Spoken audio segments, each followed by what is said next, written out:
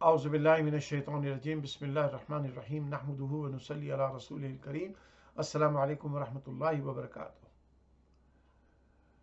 خاص طور پہ انڈیا پاکستان میں کچھ اس قسم کے علماء تمام مکاتب فکر میں کچھ علماء ایسے آ گئے ہیں جو نبی علیہ الصلوۃ والسلام کے بارے میں احتیاط بالکل نہیں کرتے، اور وہ اب کینیڈا بھی آنے لگ گئے ہیں، امریکہ بھی آتے ہیں، یورپ تو وہ جاتے جاتے تھے، اب یہاں پر بھی ان لوگوں کا آنا شروع ہو گیا ہے، جس کے نتیجے میں ہمیں بہت زیادہ پریشانی اس لحاظ سے ہے کہ ہم ایک ایسے ملک میں رہتے ہیں جہاں پر میرا خاص طور پر انوالومنٹ یہود و نصارہ اور دوسرے مذاہب کے لوگوں کے ساتھ کافی انٹرفیئر ڈائلاگ ہوتے ہیں، اور ہم اپنے نبی کے دفاع کے لیے ان سے نہ صرف بات چیت کرتے ہیں بلکہ ان کو قائل کرتے ہیں۔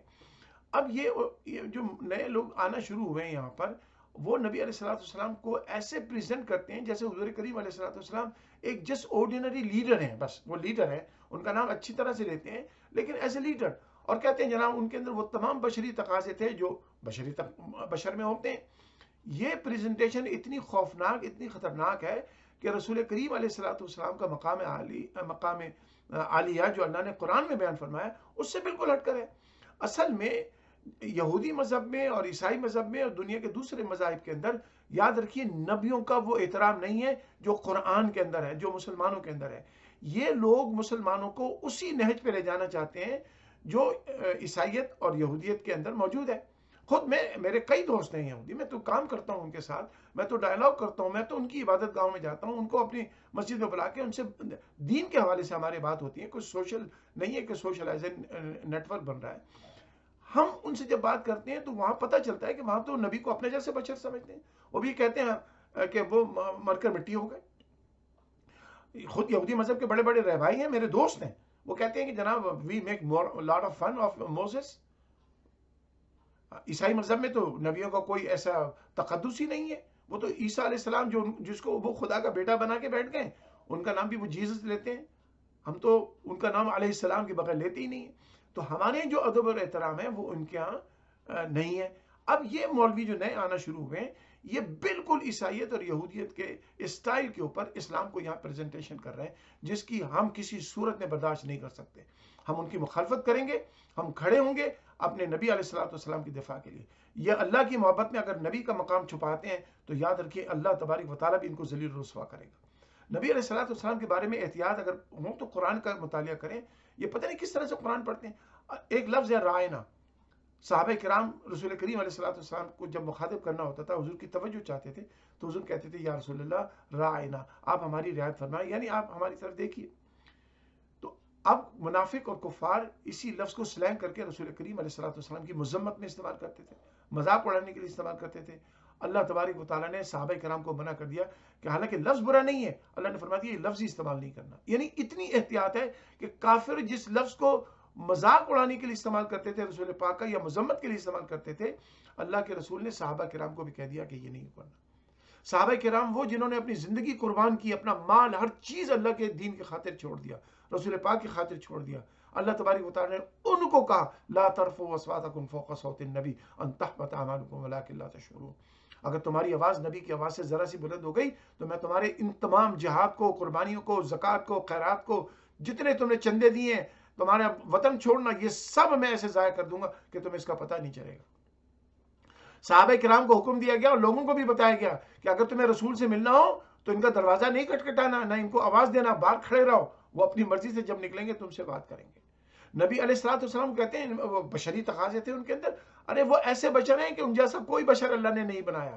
نبی علیہ الصلوۃ والسلام، آپ کا پسینہ آ جائے نا، کر کے دیکھ لیجیے، اور 2-3 دن نہائے نہیں نا تو آپ کی بیوی آپ سے دور ہو جائے گی، بچے دور ہو جائیں گے، ماں باپ دور ہو جائیں گے، کہیں جا کے نہا کے بدبو آ رہی ہے تمہارے پاس سے۔ نبی علیہ الصلوۃ والسلام کے پسینے میں خوشبو تھی۔ نبی علیہ الصلوۃ والسلام جس رستے سے گزر جاتے تھے وہ خوشبودار ہو جاتا تھا۔ نبی علیہ السلام اگر سو جائیں تو اٹھ کے نماز پڑھ لیتے تھے، وضو ان کا ٹوٹتا نہیں تھا۔ نبی علیہ الصلوۃ والسلام نے کیا یہ نہیں کہا جیسے میں سامنے سے دیکھتا ہوں ویسے میں پیچھے سے دیکھتا ہوں۔ ام المومنین سیدہ عائشہ صدیقہ نے نہیں کہا کہ گھپ اندھیرے میں رسول کریم علیہ الصلوۃ والسلام گھر میں تشریف لاتے ہیں تو میں گری ہوئی سوئی کو دیکھ سکتی ہوں۔ آپ کس نبی کی بات کر رہے ہیں؟ آپ بشری تقاضے لگا کے آپ ہمارے نبی کو اس طرح سے پیش کر رہے ہیں جیسے یہود و نصارہ نے اپنے نبیوں کو پیش کرتے ہیں۔ اس کو کسی صورت میں برداشت نہیں کیا جائے گا۔ نبی محترم علیہ الصلوۃ والسلام بشر ضرور ہے لیکن ان جیسا کوئی بشر نہیں، اور وہ اللہ کے بعد سب سے بزرگ ترین ہستی ہیں۔ نبی علیہ الصلوۃ والسلام کا ہم سے یہ تعلق دیکھیے، وہ نبی جس کو ہم سے اتنی محبت ہے کہ اللہ تبارک و تعالیٰ قرآن میں فرماتے ہیں حریص علیکم بالمؤمنین رؤوف الرحیم، اے مومنو یہ تمہارے بارے میں حریص ہیں، یعنی ایکسٹریم محبت کرنے والے ہیں، ایکسٹریم رؤوف ہے، ایکسٹریم رحیم ہے۔ وہ رحمت للعالمین تو ساری کائنات کے لیے، اے مومنو تمہارے لیے بڑا کریم ہے۔ حضور خود فرماتے ہیں کہ میرا اور تمہارا تعلق یہ ہے کہ تم بھاگ بھاگ کر ایک آگ کے کنویں میں گرنا چاہتے ہو، میں تمہاری قمیصوں سے پیچھے سے پکڑ کے تمہیں اس آگ سے بچاتا ہوں، کھینچتا رہتا ہوں۔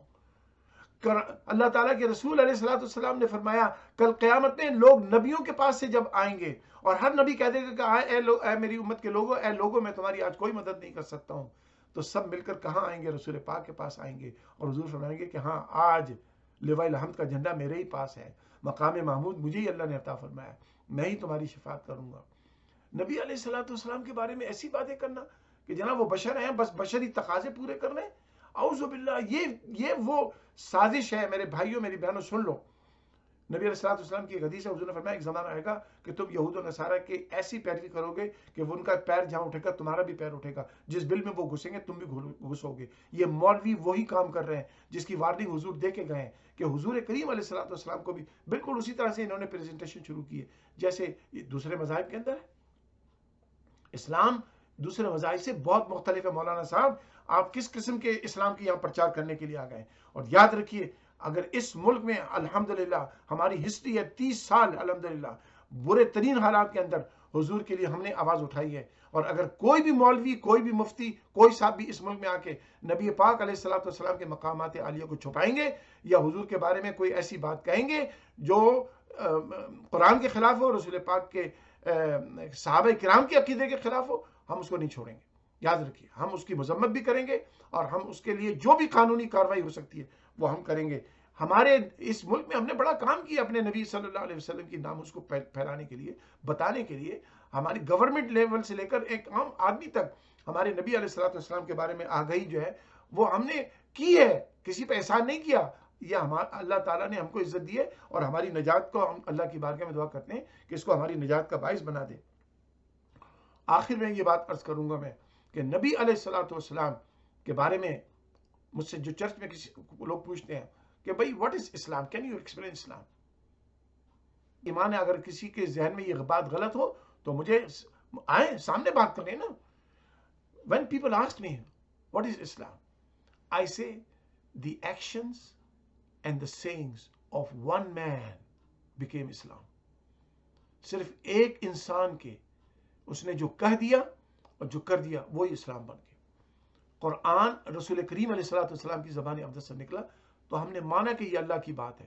اللہ نے آ کے ہم سے کسی کو نہیں بتایا کہ یہ میرا قرآن ہے۔ رسول پاک نے جو کہہ دیا وہی اسلام بن گیا، حضور نے جو کر دیا وہی اسلام بن گیا۔ حضور ہی اسلام ہے، پورا اسلام حضور ہے۔ آپ کہتے ہیں حضور کو کوئی اختیار نہیں تھا، یہ اب الگ موضوع ہے۔ ان لوگوں کو شرم نہیں آتی ہمارے نبی کو کس طرح سے پیش کر رہے ہیں؟ ہم تو دوسروں کی بات برداشت نہیں کر سکتے، ان کو کیسے برداشت کر لیں گے؟ اگر آپ کینیڈا تشریف لا رہے ہیں تو نبی کی شان بیان کریں، وہ قرآن میں جو ہے، اور اگر آپ نے اپنا عقیدہ بیان کیا اور جو قرآن کے خلاف ہوا، جو اجماع امت کے خلاف ہوا، جو صحابہ کرام کی انڈرسٹینڈنگ کے خلاف ہوا، تو پھر انشاءاللہ العزیز پھر ہم بھی الحمدللہ یہاں موجود ہیں کہ ہم اس شخص کو جانے نہیں دیں گے جب تک کہ وہ توبہ نہ کرے۔ وصلی اللہ تعالی علی حبیبی محمد وآلہ وبارک وسلم علیہ۔